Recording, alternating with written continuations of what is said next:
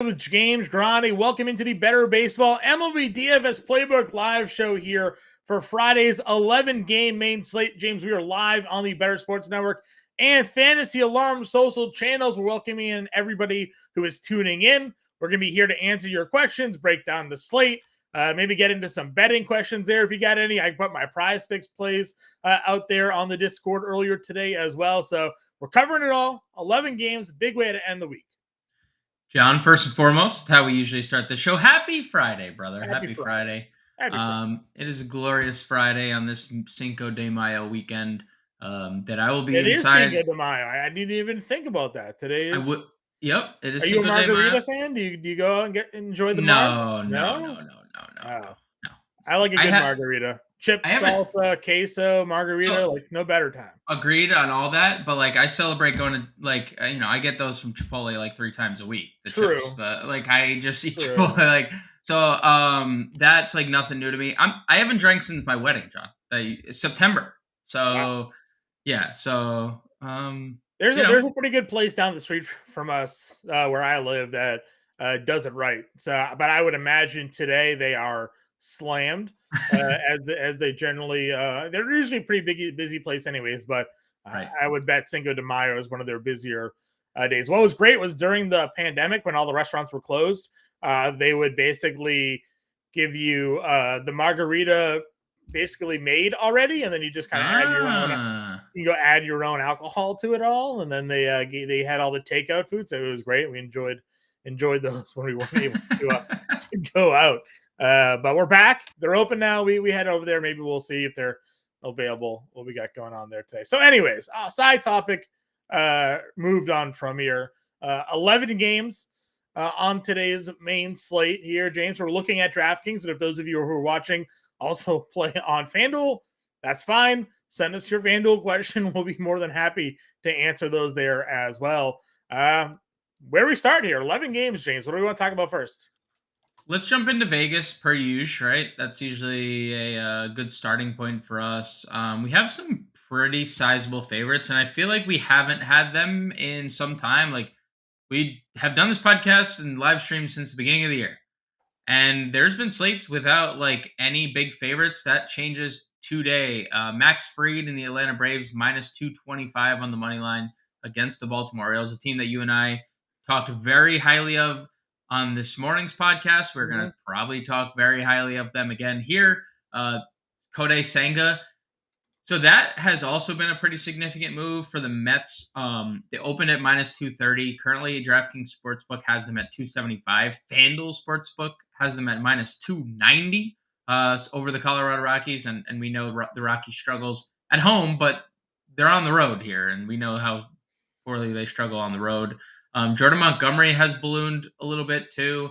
Minus 215 to start, minus 240 over on PointsBet, minus 230 on FanDuel. The weather cleared up for that one. So Yep. So all systems go in St. Louis. All systems go really everywhere. And speaking about weather, it doesn't look like we're going to really be bothered much. Maybe some delays in Philly and New York, but it doesn't look like anything that we should be worried about.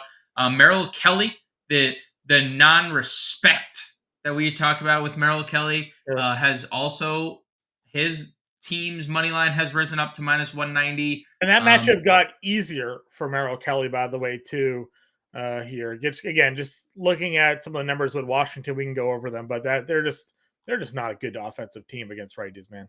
Yep, and second lowest price Merrill Kelly has been all season long. Yeah. So another bonus going in his favor. Those are the biggest favorites on the board.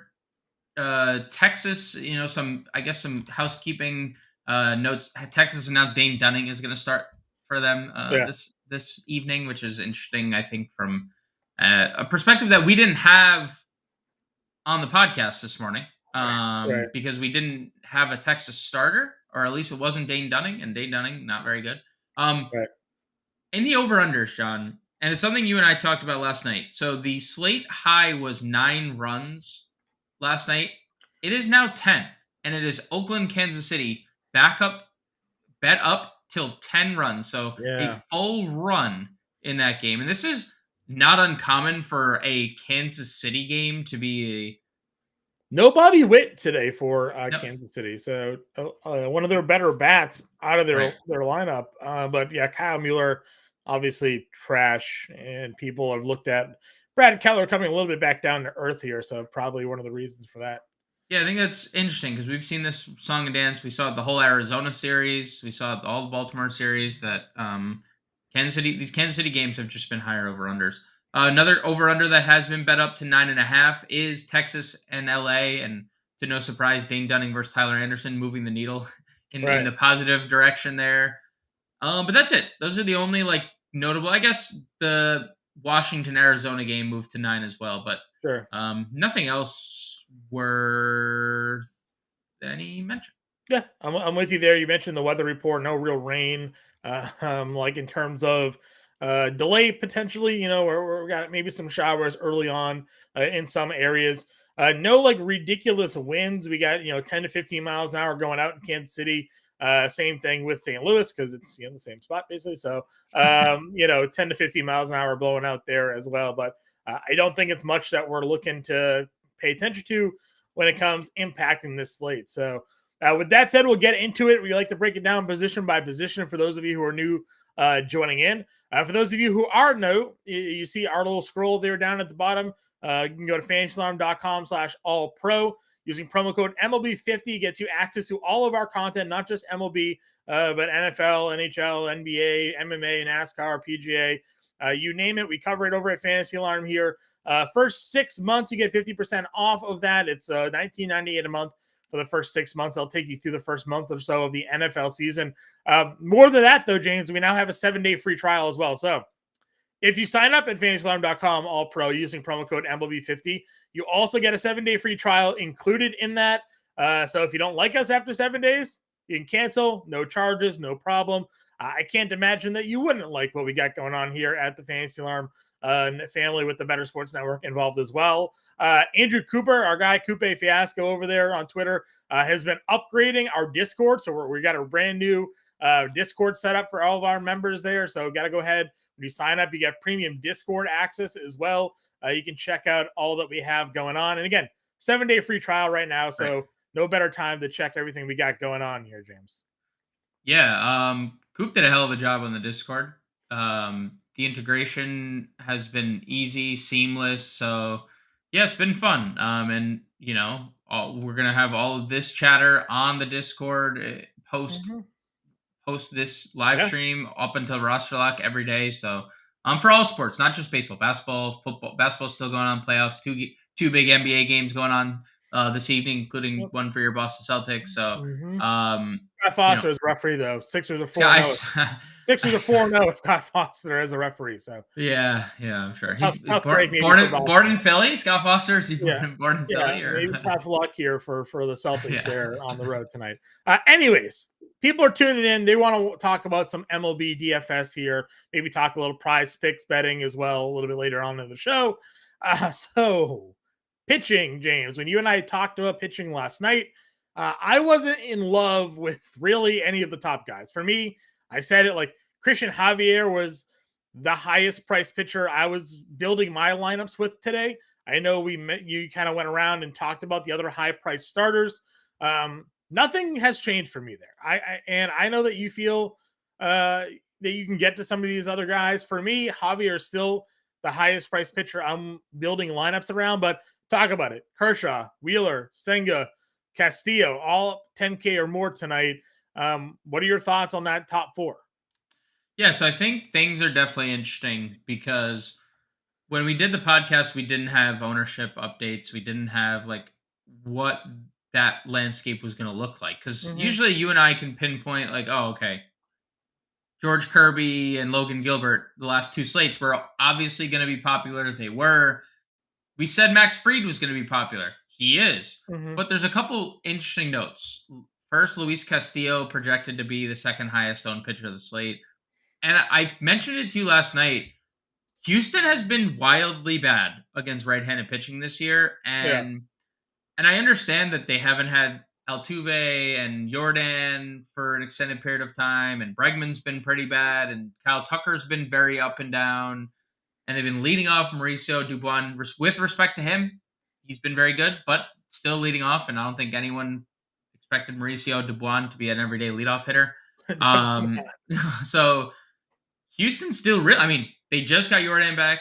They're still without Altuve. They're still leading Dubois off, and he's not hitting the same as he was a week ago. They're 25th in OPS against right-handed pitching. They have no power. I mean, their ISO against right-handed pitching currently at 114 is 27th in baseball against right-handed pitching. So I kind of understand the ownership coming in on Castillo, who has been pretty much nails since arriving in St. Louis last year. Like even before the trade to St. Louis, he was doing this in Cincinnati, which obviously we know is a bandbox. I kind of like Castillo and I like the upside more than I did on the podcast. So if there's anyone that I'm really keen on, it's Castillo. I'm also very intrigued by Kodai Senga, and it's primarily because I figured he would be a little higher rostered, and he's not. He's about 8% projected ownership, and you and I talked about it in terms of him like pretty extensively this morning that, yeah, the walks are obviously the most concerning thing with him. Like the pitches are not an issue. The run support typically has not been an issue. I mean, the Mets have scored 5 or more runs for him in 4 of the 5 games. But walks have just gotten him into trouble. And honestly, a lot of hits too. Like he's just allowed a lot of base runners, a lot of whip traffic. Is, again, almost a 1.6 whip. Horrible. Not horrible. Great. Yeah, it's horrible. But Colorado in general, whether you factor it in home or road, is a very bad offense. Like they're doing pretty poorly in both instances. Now they're on the road. There's been a massive shift on the money line towards Kodai Senga and the Mets. And obviously that could have to do with Senzatella more than it does with Senga. But it's not like the Mets offense has been like this.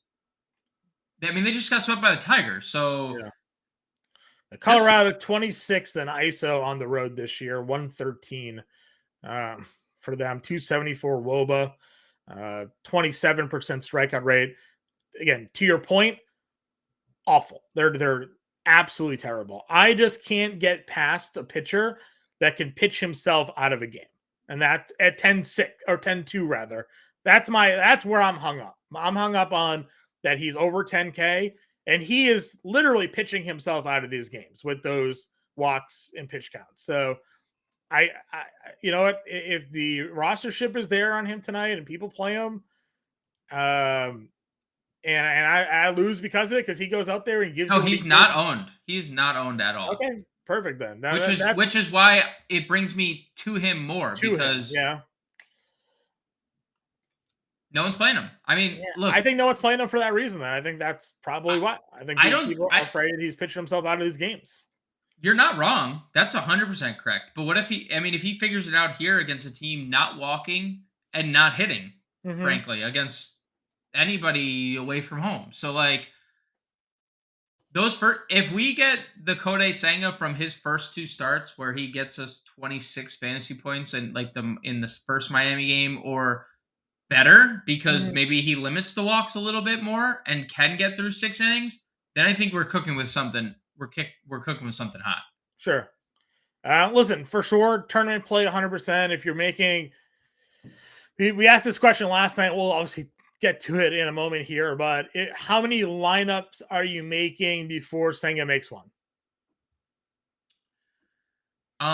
If I was doing a 20 max, I would probably have 20% or so. If you're in a 3 max tonight, do you have Senga as one of your 3 lineups?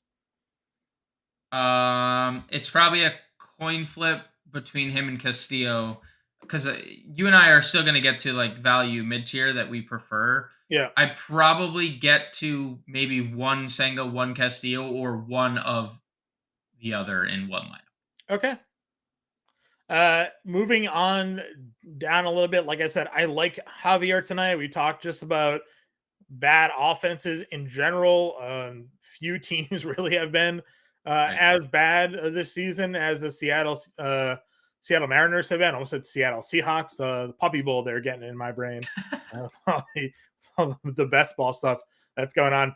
Seattle just in general this year, Second highest strikeout rate, 26%.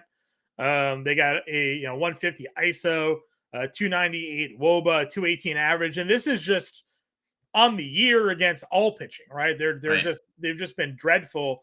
If you want to talk against against right-handed pitching, it's not much better. 306 WOBA, 159 ISO, 224 average, third highest strikeout rate here. So I like Javier. He's another pitcher who we've talked about at times has pitched himself out of games, but the walks have actually been really good for him this year. Surprisingly, and I wonder actually if we're seeing some of the strikeout numbers down because he's pitching to control more than pitching just to strike guys out, and that was leading to some of the wildness. But you're getting points back in innings. So I kind of like Christian Javier here tonight as my top price guy. But you and I talked about it right away on the podcast this morning. Montgomery Fried kind of just immediately drew our eyes. And then if we're looking at rostership percentages here, Fried is just everybody loves. He's the one tonight when it comes to that. So on your Javier point, I completely agree. I think he is definitely in a good spot, and not a lot of people look like they're rostering him, which is good because he does have elite upside. And if he does, turn in one of those 10 strikeout games or the 14 strikeout no-hitter that he had against the Yankees last year, that would be cool. And over the last 2 weeks, nobody struck out more than Seattle. You mentioned that it's kind of been a yearly thing that they're just striking out a whole bunch, and they really haven't been good. And we know that they can be, but they just aren't right now. So capitalize on that. Look, on the Fried side of things, I told you that from Baltimore does have thump against lefties, but there is absolutely no reason that Max Fried should be $8,200 on DraftKings. None. Zero. I agree. 0-0. He is closer to a 10K pitcher than he is an 8K pitcher, and here we are at $8,200. He's allowed one earned run thus far through his first 20 innings in the league, and this season. And I understand, last start was a little fluky because the complete game shutout went 5 innings, but the Mets were getting just overmatched regardless. If that game went any longer, he was going 6, 7. 86 pitches in 5 innings isn't great, but a little strikeout upside recently. Everything, all signs point to Fried. But so let me just counter you because I know we discussed this on the show, but I want to bring it up here now. Does the matchup not at least worry you a bit here?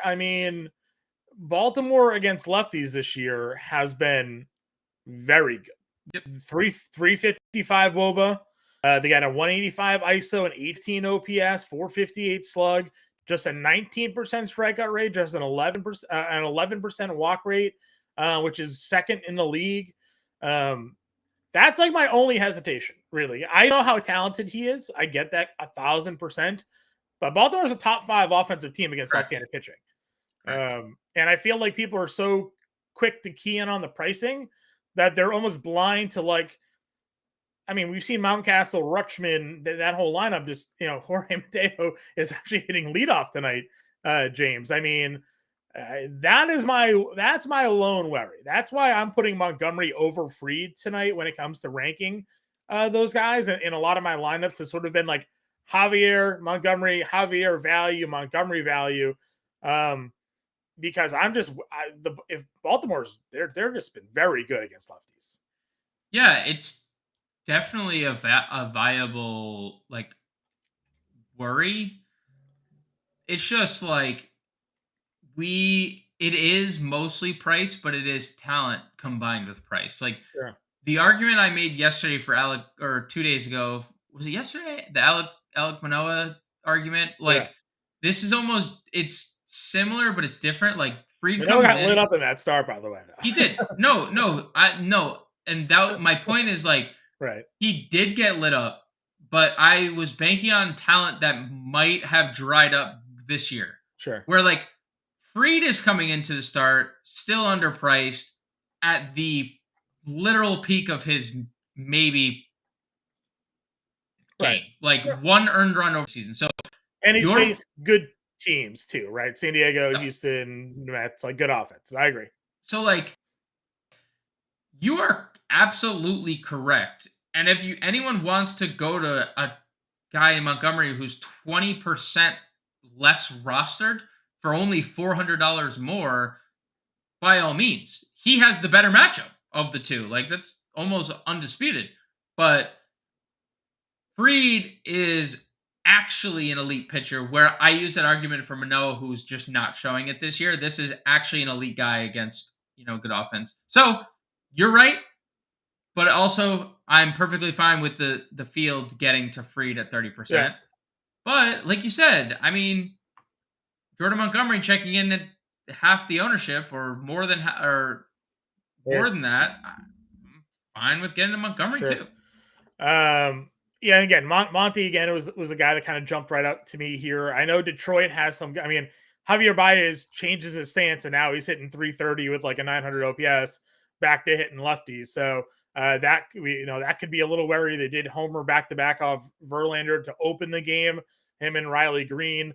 But largely, this is a full systems go for Montgomery for me tonight. In that mid tier. And it was really just kind of like that group. We talked about like maybe Bailey Ober tonight against Cleveland, the way he's got off to his start.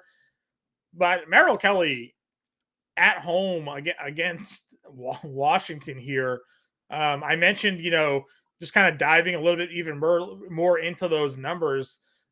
Yes, they don't strike out a ton. That is true. Merrill Kelly not really a strikeout pitcher anyways, but 235 batting average, just a 283 WOBA, an ISO under 1,000, 094 ISO. Like we know there's no power, but at least against lefties, they were like getting on base. They're not even getting on base against righties. So, Right. For me, Merrill Kelly just felt like the auto plug.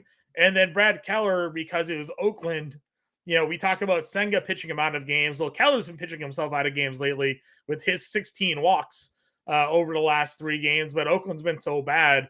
It almost feels like, that elite ground ball rate for him 10, 8, 9 ground balls to 2, 3, and 2 fly ball outs the last 3 starts shows that there's some potential, I think, for him. But I have a lot of builds in the 3 max tonight where it's Montgomery Kelly, Javier Kelly, Montgomery Javier, and that's the 3 that I got. What if I told you, John? And yes, we talked about the over under being the highest in that game, right? What if I told you Oakland had the 6th highest implied team Yeah, total tonight? dude, they do not like Um Brad Keller tonight. so like and they're like the second highest projected owned team Yeah. tonight. Well, we Oakland. like Astor Ruiz. We like Brent Rooker. The problem is that ground ball rate, right? Like, if these Yep. guys are just going to be, causing divots, and they're getting walked and they're causing divots, right? He's only allowed 1 home run. He's allowed no more than 2 runs in just 2 of his starts this year. He had 11 walks in those 2 games. I mean, and that was against Arizona and Texas, 2 offenses we think are better than Oakland, but Yep. that's where I live with Keller tonight. Kelly to me feels like the better play, but Keller probably the pivot off Merrill Kelly tonight. Yeah, I'm not going to use Brad Keller. This whole situation is scaring me a little Mm-hmm. bit because we talked about Kansas City pretty extensively on the Right. podcast. They have the highest team total. This game is the highest implied total, and it's just weird. Like again, Kansas City involved in these high game totals.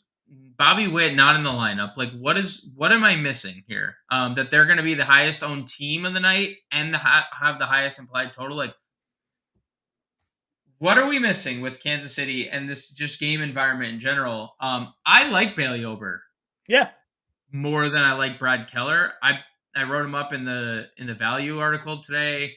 And you've been the like number one Cleveland hater in the world. Their lineup is just not Especially in that great. So no, and against righties this year, 26th in OPS and WOBA and 29th in ISO. Like Ober checks in with 19.2 fantasy points in each of his right. first 2 starts. Still 7,200. He started the season at 7K. He wasn't on the second DraftKings slate, but we don't have to talk about that. But he's been good, like just all around. Like the walks are not great, 5 walks in his 2 starts, but the strikeouts have been there.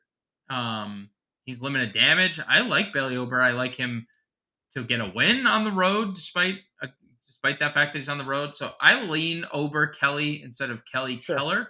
Um, I don't know what to make of this whole Kansas City thing, because you're right. Brett Keller has gotten a lot of ground balls and hasn't really gotten lit up. And yet here we are, the Kansas City with the highest implied total behind Brad Keller, and the freaking Oakland Athletics with all 600 of their fans Right. with the sixth highest total on the board. 22 teams on the slate, John, and the Oakland Athletics are sixth. I can't. I don't know. It doesn't make any sense to me. The fact that he gets so many ground balls is where my problem is, because it just means bad contact, right? Like, and he's probably getting pretty unlucky in a lot of these, a lot of these spots here. The walks obviously are just the biggest deterrent. If he's putting guys on for free, they're scoring runs on them there. So I don't think I'm going there. If I lose tonight because I didn't play Oakland when I played Oakland a few times this year, man, it's gonna hurt. It's gonna hurt. But Yeah, it's gonna be painful. all right, let's get to it. And I'm actually a little surprised, so we should talk about it. Sean Manaea and his rostership expectations here tonight, actually, people are feeling it a little bit, and Yep. we spent a couple of minutes talking about it. If there was ever a spot for Sean Manaea tonight, it would be against the Milwaukee Brewers at home, right? Big ballpark, Pitchers Yep. Park, against a team that I don't know if you're a lefty, James. I'm not a lefty, but I could probably pitch lefty against this Brewers team and find some success here against them. Just to kind of give a shout out to the numbers here. Highest strikeout rate in baseball against left-handed pitching, 30.8. 208 batting average against left-handed pitching is the fifth worst. On base percentage against left-handed pitching, they're the third worst. Isolated power against left-handed pitching, they're the seventh worst. WOBA against left-handed pitching, they're the worst in baseball. Sean Manaea, by the way, lost his job in the starting rotation. Hasn't been very good at all this year. He's got an ERA almost 8, and yet he's looking like the fourth highest priced pitcher on the slate, right? So $5,500. Sean Manaea in the gold spot. We just saw Kyle Freeland in Coors Field shut this lineup down. We talked about it last night. The question was, how many lineups do you make before you get to Sean Manaea? I think we settled on 5. Has that changed for you at all, knowing the rostership here on him? It makes me want to play him even less than I did before. Because I completely understand, and the numbers are what the numbers are, right? Milwaukee's just been the worst team in baseball against lefties. But Sean Manaea has been awful. Awful. He's been awful. He's He's been been very bad. awful allowing home runs. He has walked everybody. He has the one good start against Kansas City, but Kansas City has 6 wins this year. Like, they have not won any games. What does Sean Manaea the only thing, like, Kyle Freeland at least had a couple good Yeah. starts, right? Like, there were some good starts. Manaea has one, and everything else has You been know what's trash. funny about Manaea? Sometimes we look at these guys at like high ERAs, and we're like, well, yeah, his ERA is this, but his expected ERA is this. Sean Manaea's expected ERA is higher than his actual ERA, which is Jeez. even worse. He does have a 10.3 K per nine. Again, he did move into the bullpen there. So he has some decent strikeout numbers there. He's got a 5.4 walk per nine. He's allowing almost 3 home runs per nine. They only have a 289 BABIP against them, so it's not like they're getting like overly lucky. He has a 70% fly ball rate and a 25% home run to fly ball rate. Oh my That's god. not helping No. him out at all. Line drive rates at 20%. I mean, yeah, it's just not, it's just not great. I said 70% fly ball rate. It's a 20% line drive rate and a 47% fly ball rate, a 30% ground ball rate. So, like, again, they're making decent contact on them. Their line drives are fly balls. And when they're in the air, he's giving up home runs. He's given up 6 home runs now in his 6 games. I mean, Yep. all of it is bad. I don't Milwaukee's know. atrocious against left-handed pitching. All right, so what gives? If you were selecting a side, like if you were ranking the two, Yeah. Mania or the Milwaukee offense, I what mean, after gives? Patrick Corbin last night, I have no idea. I generally would assume the hitters come through against the pitcher, because the pitcher is just lobbing lollipops there over the plate, and these guys are hitting them. But Willie Adames is hitting like 160 against left-handed Yeah. pitching, and he's their best hitter. He's $6,000 on this slate. And he's hitting 060 his last 10 games on Right. top of that. So like I don't know. I feel like So it sounds I like have to have some exposure here in case he gives us a Patrick Corbin 7 innings, 2 earned, 8 Ks, right at $5,600 here tonight. Danger the safety dog tuning in here. Wants to know about Corbin Burns in a pitcher's park. Listen, I don't mind Corbin Burns, but we talk about it all the time. Righties against the Giants here. Giants do hit them pretty well. They just strike out a lot. So if Corbin Burns can miss bats, he'll have success. If he doesn't miss bats, they're going to hit him. That's just the way the Giants have been this year. So, that's fine. If we're looking at some rostership on Corbin Burns tonight, it's right up there with the top guys. He's sitting around 23, 24%, when it comes to the rostership expectations on him tonight. So he's in play, but he's not a play for me. yeah, and coupled with the strikeouts are the Giants being ninth highest in walks too. So Corbin Burns has had problems this year just getting his pitch Yeah. count down. So if you're telling me that the Giants are going to strike out a lot and walk a lot, I mean, how many innings is Corbin Burns Right, going a to lot of get before pitches. he has 100 Yeah. pitches? So last comment I want to make, just because again we're looking at some of the rostership, and you can go see the rostership over at fantasyslam.com if you're a member of our All Pro subscription package there. If you're not, you can see the scroll at the bottom. You can save 50% off with a 7-day free trial right now with promo code MLB50. We touched on Chris Sale last night. He's had some up and down outings. Last start against Cleveland looked great against Minnesota. It's been surrounded by some pretty tough outings there, including a 0 strikeout game lefty against Baltimore. James, just saying. different lefty. No strikeouts. Just saying. Now he's got Philly here. Where are we given his expected rostership when it comes to Chris Sale tonight? He's fine. Like Philly's, I've mentioned it. The lefties hit Sale hard thus far, but it's been such a small sample that it's like really hard to quantify into anything. Because the Phillies do have, a couple of good lefties at the top of their lineup, and Harper and Schwarber hitting first and third. I think it's fine. I mean, the top 6 of the Phillies lineup is scary: Schwarber, Turner, Harper, Castellanos, Real Muto, Alec Boehm. Like, it's a good top 6. Yeah. So you can get to Sale in tournaments. He's not moving the needle for me. We've spent the first half of the Tonight Show here talking pitching because there's a lot of pitching to talk about on an 11-game slate. Right. Let's move on over to the catcher position here. Where are you looking? Like, what's your number one catcher play for today?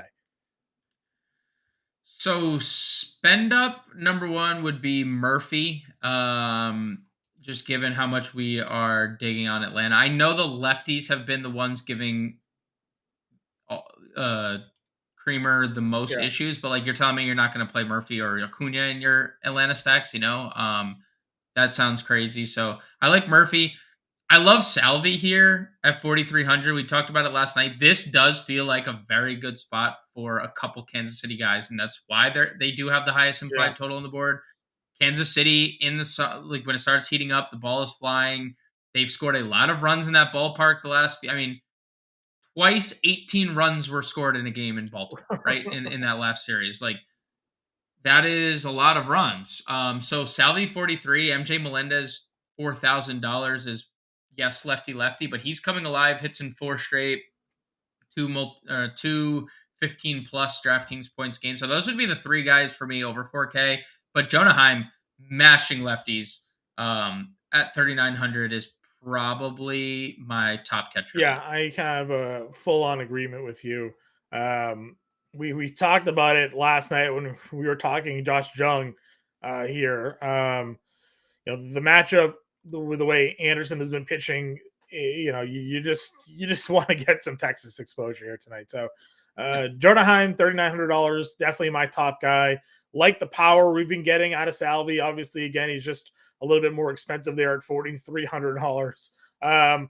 Value plays. I mean, McCann is hitting fifth tonight against it, Fried. I know you're in on Fried, but if you don't believe in Fried tonight, the numbers are there. McCann maybe as a spend down option, and then we'll see. Can Connor Wong keep it going? He's $2,400. He's hit ninth tonight. Get a little wraparound stack. Boston's offense has been firing on all cylinders, and we touted Connor Wong the other day, but it was against a lefty. He hit 2 home runs. He's got 2 doubles, 3 home runs over the last 3 games. He's got 10 hits now in the last 4. $2,400. You could do a lot worse punting catcher there. Yeah, I probably stay away from Connor Wong. I think you can get there in tournaments. Righties have not done much against Wheeler. It's been lefties, if anything. So, we're going to get to a bunch of lefties from this Boston lineup that we probably have interest in. I would rather, if I'm punting catcher, go to Matt Tice at 2,500, who's been really good, with Dane Dunning on the mound opposing him. Dunning last year against lefties, 350 WOBA allowed. This year it's just such a small sample. It's really hard to quantify anything, but the year prior, 339 WOBA against lefties. So Tice hitting 8th tonight for the Angels, first base catcher eligible, 409 average his last 10 games. Okay. So I would punt Tice over Connor Wong. That's fine. Move on over to first base position then here. Matt Olson I put as the cover of this show here today. I got him in my prize picks plays for tonight as well. It was just 7.5 fantasy points. Usually fantasy point projections on prize picks are like 8.5. I felt that was pretty low. Listen, I get current form. He's only hitting 216, but that's with a 486 slug and an 842 OPS over the last 10 with 3 home runs. He homered last night here. And Dean Kramer has just been absolutely abysmal in general, but against left-handed pitching, left-handed hitting, especially this year. They're hitting 390 with a 627 slug.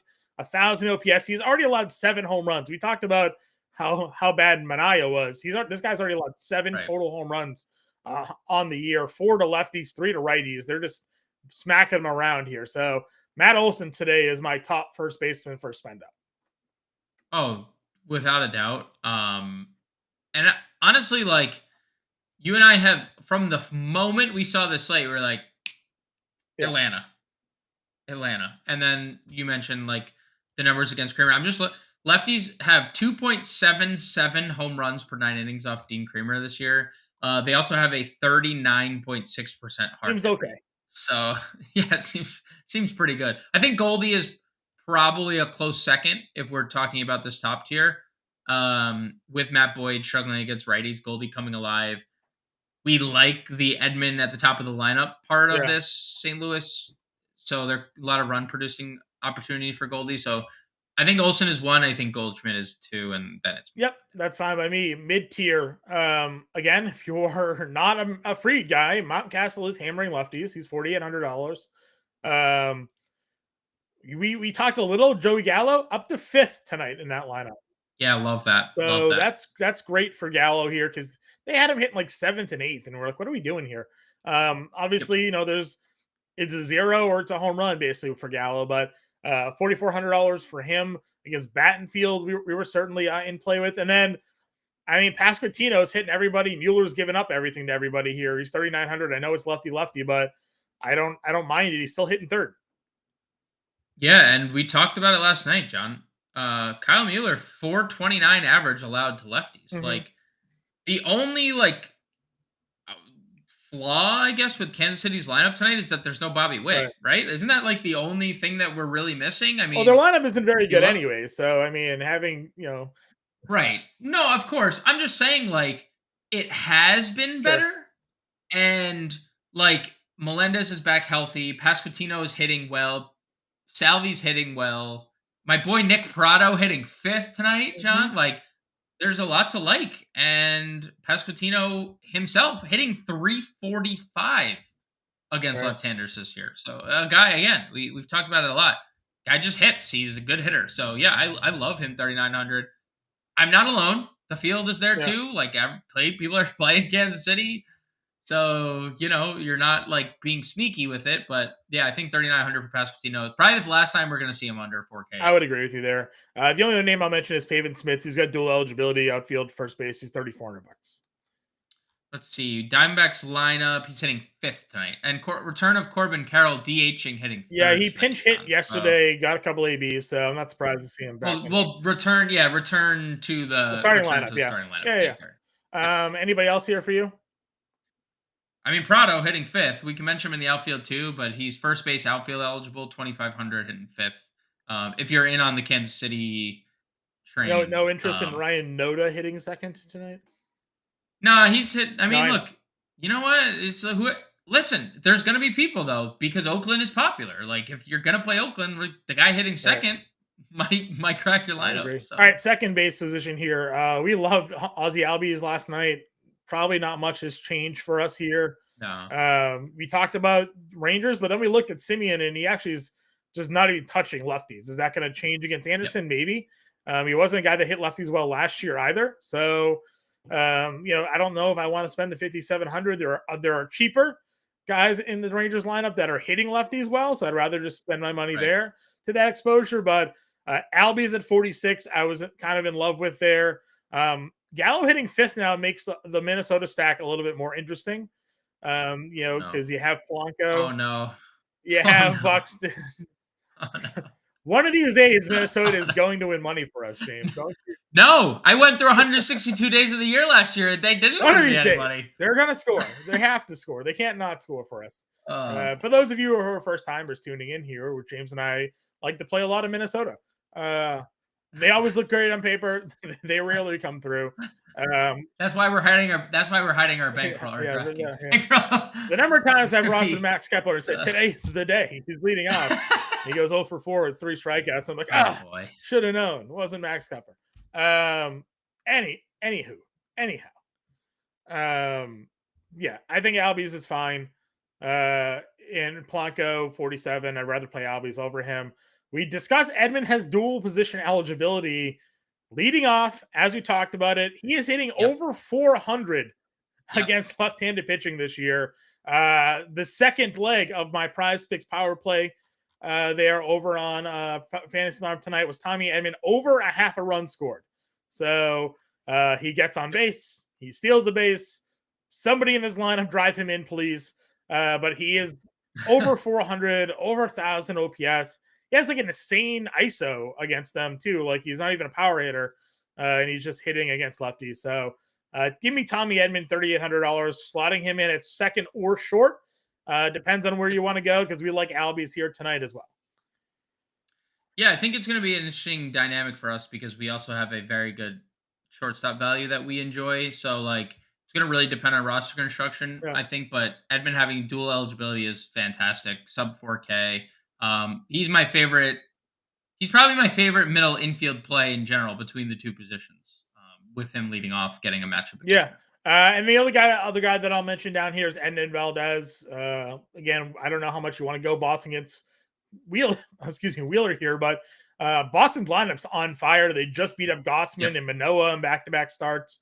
Against Toronto here. I know Manoah hasn't been great, but Gossman, Wheeler's been fine, but not elite. So, lefties here for Boston tonight against Wheeler, maybe in play. Edmund Valdez continues to hit well.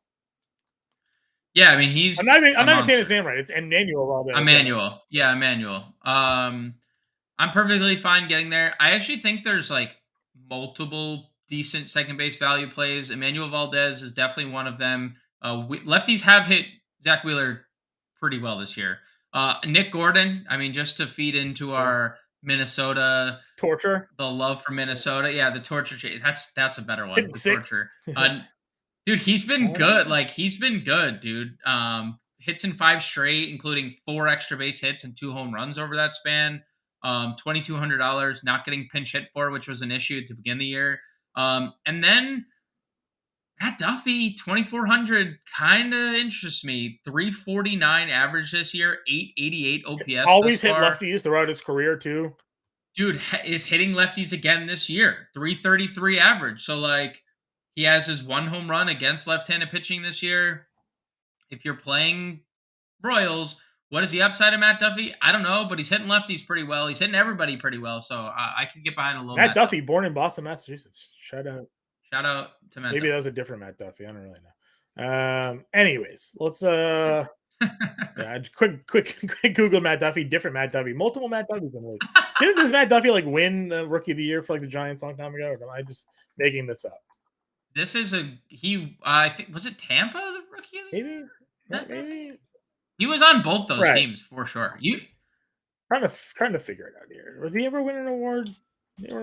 Second Rookie of the Year for the Giants. I knew it was close. was the Giants. Okay. Who won it that year? Wait, MLB MVP, Rookie of the Year. Chris Bryant. Hard to beat Chris Bryant, I guess. Yep, that's. But Matt Duffy, number 2. I knew it was close. Anyways, good to see him still kicking around the league. Third base. We keyed in on 2 guys here. Josh Jung was our one, $3,800. Brett Beatty hitting 6th tonight against Senzatella at $2,600. Were the 2 that we just kind of immediately sprung to. Has anything changed for you on that front here? Nope, just got a Rangers lineup per 15 seconds ago. Please Josh tell Jung me officially hitting we're 5th. there. Yeah, Josh Jung hitting 5th. Exactly what we thought. Robbie Grossman hitting 2nd. Josh Jung hitting 5th. Our boy Ezekiel Duran will get to hitting 7th. Okay. So, Ryan, what's up, bro? Happy Friday. Yeah. Jonah Heim catching, hitting 6th. Yeah. So our 5, 6, 7 stack in play here, John. But yeah, Josh Jung absolutely dominating lefties. Has dominated all pitching of late, especially in the power department. 2 double dongs in his last 10 games, 5 home runs over that span as well. Really, really hard pressed not to get there. But if you aren't, like, Brett Beatty is raking 311, 2,600. We know the pedigree of him, what he profiled as one of the top prospects in baseball, and he's lived up to everything. I got 2 Josh Jung, one Brett Beatty for my 3 max tonight. So that's kind of. I think that's a good distribution. You could throw Matt Duffy in there if you're playing more lineups. For the spend up tonight for me, Riley is my top spend up play. Yeah. Yep. Agreed. Yeah. I agree. And I mean, you can get to like Devers, Ramirez, Muncy if you want. Fine with it, but I don't think you need. And eventually, we know Nolan Arenado is not going to be a 236 hitter. We got a question here on the Atlanta 2K shortstop as we move over to the position here. What are your thoughts here? Shoemake in their lineup tonight, hitting 9th.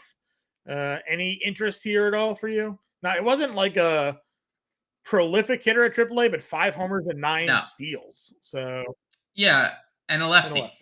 So wraparound stack, right in front of Ronald Acuna.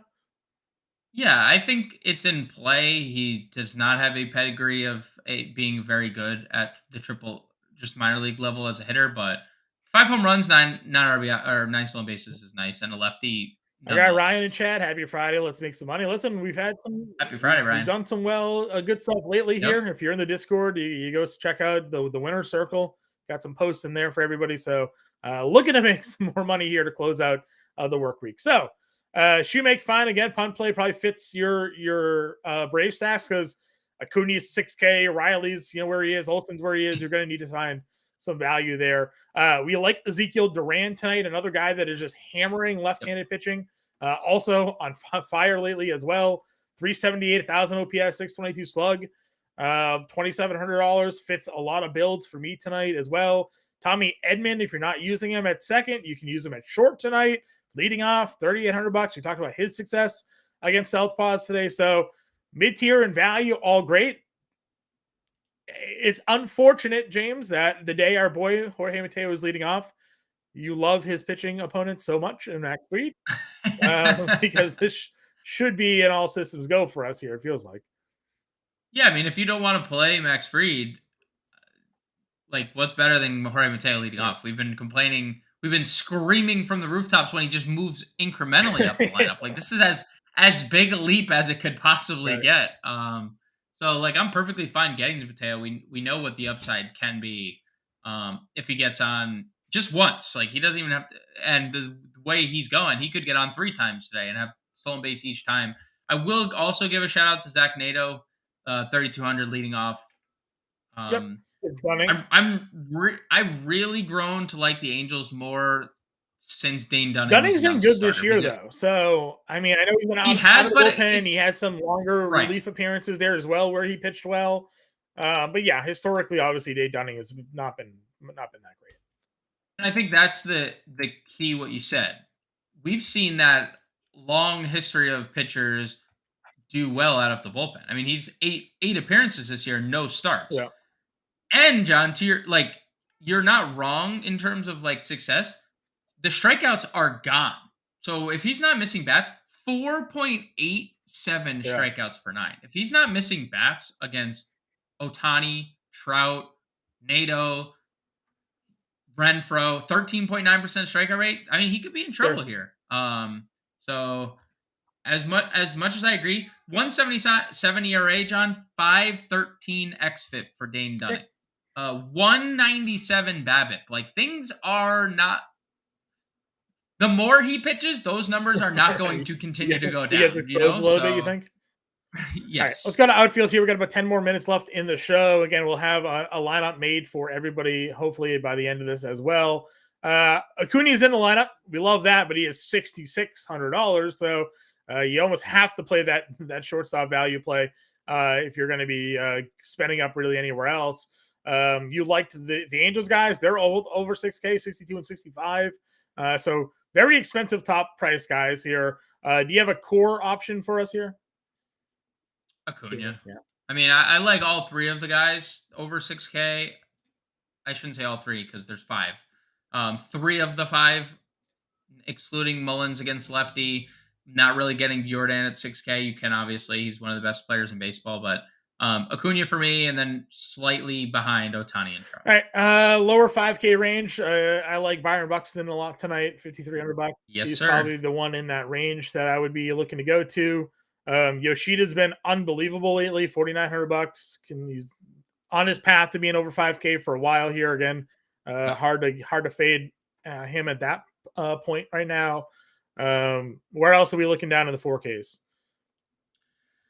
I mean, I mentioned Melendez 4K. I think he's in play. I don't love the rest of this tier, John, to be honest. Like, I had Nimmo at 44. That was about it. Yeah, Nimmo at 44 is fine because Senzatella making his debut, and even when Senzatella was healthy, he's not any good. I think there's a lot of guys under that price point. I mean, you mentioned Max Kepler. Like, if you really,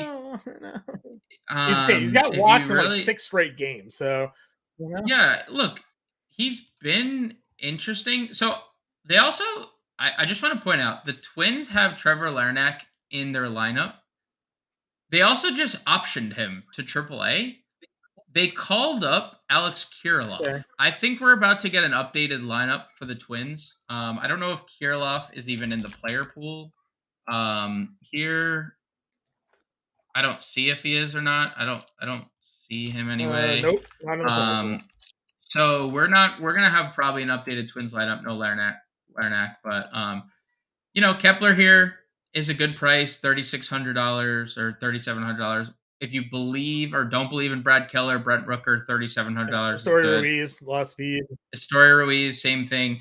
I just find myself pivoting just further and further down. Duran's hitting 5th again, 3,600. Yep.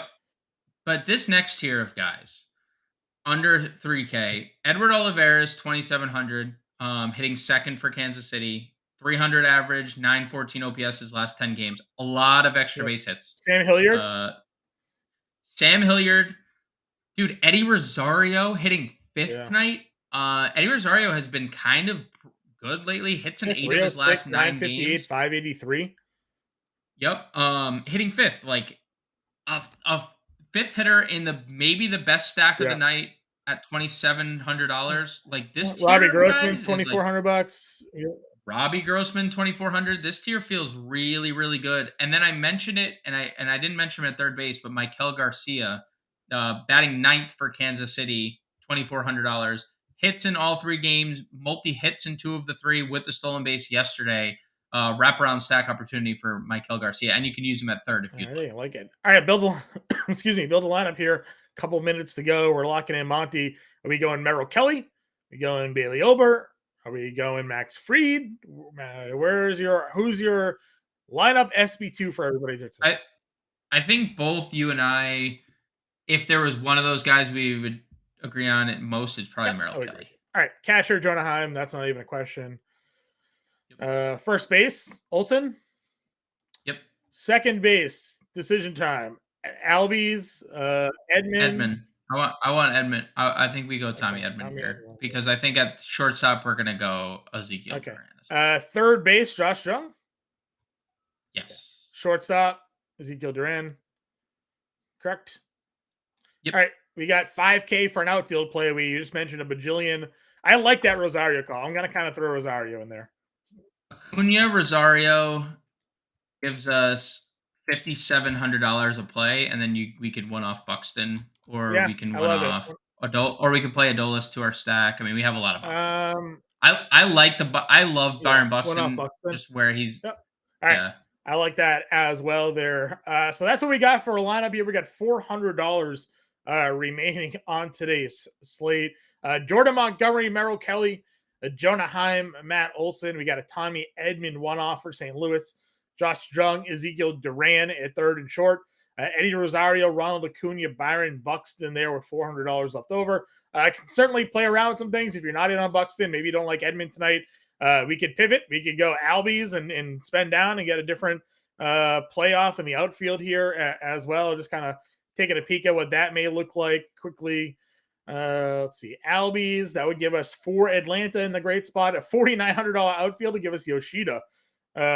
Would you rather Edmond tonight or Albies if you had to pick one, James? Probably Tommy Edmond. Tommy Edmond. Okay. So that's just kind of showing some pivots around what we got. Everybody here. Again, if you're not yet a member of the Fantasy Alarm family, see the scroll down at the bottom, and now included in that, not mentioned, you got a 7-day free trial. Go to fantasyalarm.com/allpro. Using promo code MLB50, you get 50% off the first 6 months here. That's $19.98 a month for the first 6 months. Takes you right through the first month of the NFL season. And you get access to all of our sports, not just MLB, but NBA, NHL, PGA, NASCAR. We got 3-time Racing Writer of the Year. Matt Sells doing our NASCAR content. NFL's right around the corner. We're doing best ball drafts. We got a premium Discord for everybody there as well to join. So a lot going on here at the Better Sports Network as well. Download the free Better Sports Network app on your iTunes and Google Play Store. You get all the on-demand access and contest Better Cast that we got going on there as well. So, James, final word for the people at home as we end the weekend. Head into the weekend, rather. No, just have a great weekend. Be safe out there. Have a good Cinco de Mayo. Again, yeah, safe. Happy Cinco de Mayo, everybody. James and I will be in the Discord right up till roster lock tonight. Sign up if you're not already a member. We'll see you there. Good luck.